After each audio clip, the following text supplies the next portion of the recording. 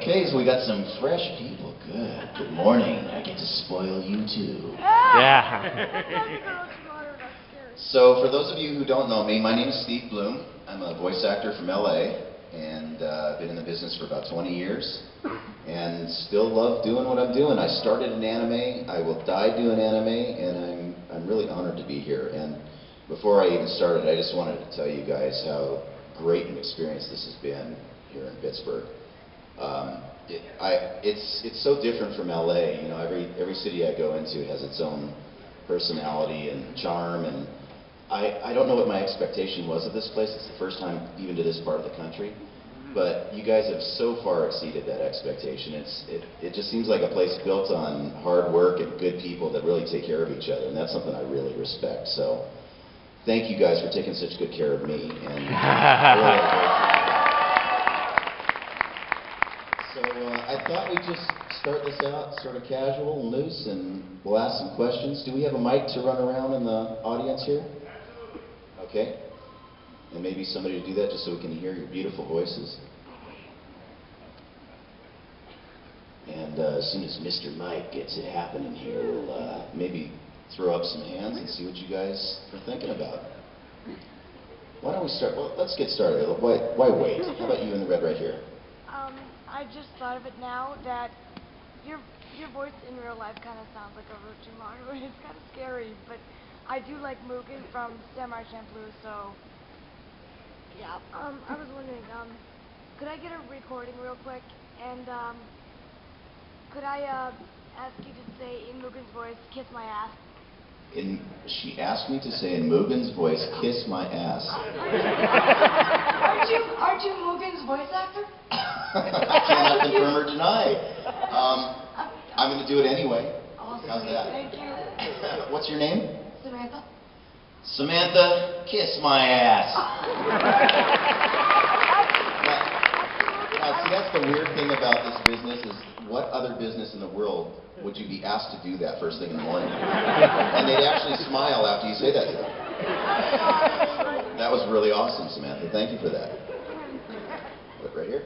You might remember me and her from yesterday, but I had to ask. I know you said this yesterday, but I want to see what the crowd's reaction is when they hear this. What is your take on the fact that your character Orochimaru is considered by many the Michael Jackson of the Naruto world?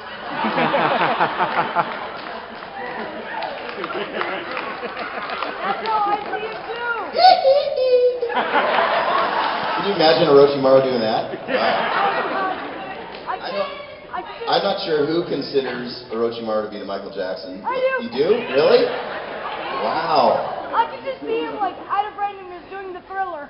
Wow. Like Orochimaru doing the moonwalk. Wow. But seriously, Orochimaru doing the whole Thriller song? I mean, I'm sure everyone can imagine that. The problem is the tongue would be flapping around so much you'd probably take out everybody around him. Wow, that's frightening. That is just a frightening image. I'm going to have to wash my brain after this. Sorry. But thank you. It will cause me many dark fantasies now.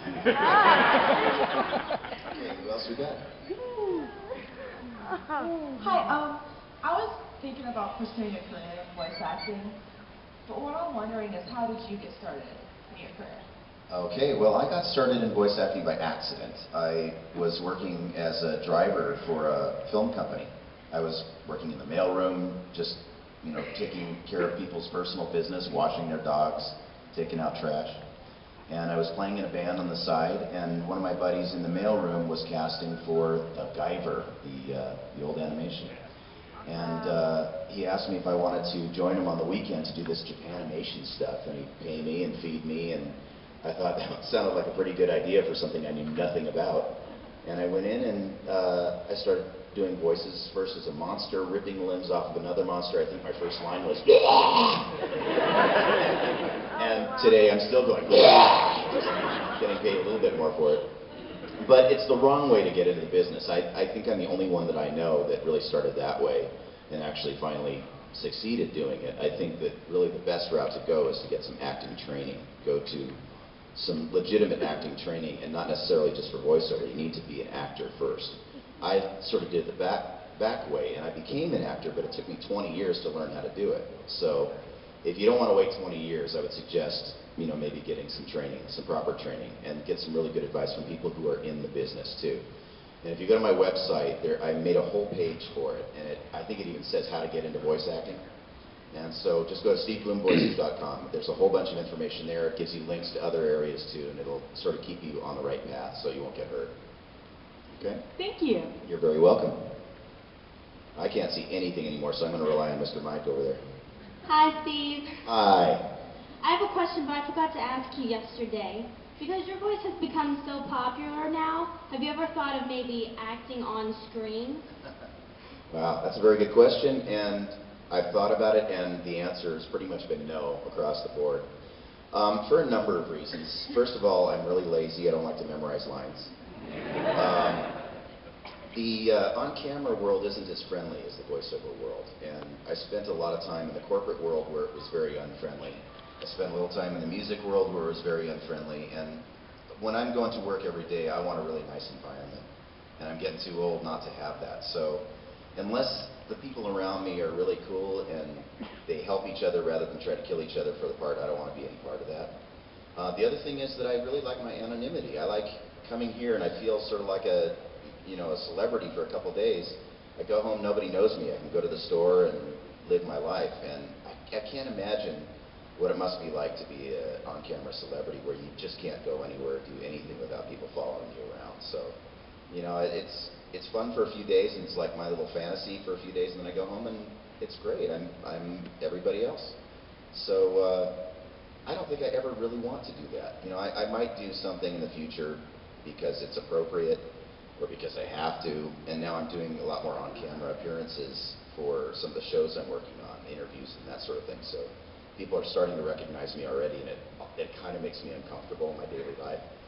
So, no, I think I'm going to stick to voiceover. I like being a guy that doesn't have to wear clothes to work, you know.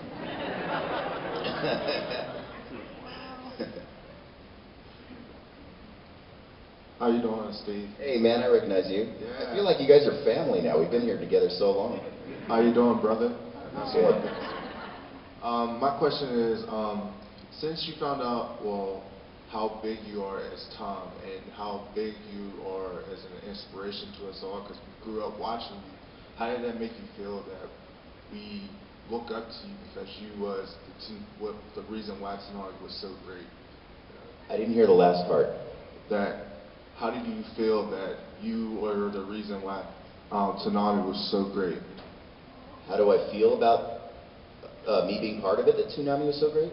Is that what you're saying? No, how do you feel that we look up to you as an inspiration to Oh, Tsunami? well, that's a lot of pressure, dude. Honestly, that's a lot of pressure. Well, you know, it's such a weird thing for me because I did say this before. I was so isolated doing the Tsunami sessions. I was sitting in a recording booth with padded walls by myself, talking to some guys on the phone in Atlanta while we were recording the Tsunami sessions. And I relied on them for pretty much everything that came out of my mouth. Very little of that was ad-lib because the guys are really, really sharp and really big fans of anime and gaming, and they knew exactly what they wanted. And so I was the voice monkey in there. I just kind of spit stuff out. And to come to conventions years later, and this was probably about 2 years ago that I went to a convention, I don't even remember what city it was, but somebody mentioned to me that I raised them. Being Tom, they came home from school every day, they watched the cartoon block, and they felt that I was part of their childhood, a significant part of their childhood. And it kind of freaked me out because, you know, I never realized I had that kind of impact on anyone. And it kind of made me think, well, wow, what did I say all those years? I hope I, you know, didn't give this kid trauma that he's going to, you know, take the rest of his life to fix. But yeah, I mean, it is a kind of a feeling of responsibility that I was, you know, in some small way a part of anyone's childhood. And I don't quite know what to do with that still. But I sat in the Tsunami panel the other day and just watching these guys talking about it and the whole history of Tsunami and how passionate everybody still is after all these years. And I'm just so honored to be part of that tradition. And it makes me sad that it doesn't still exist for this generation, you know. So as long as we're here, we're keeping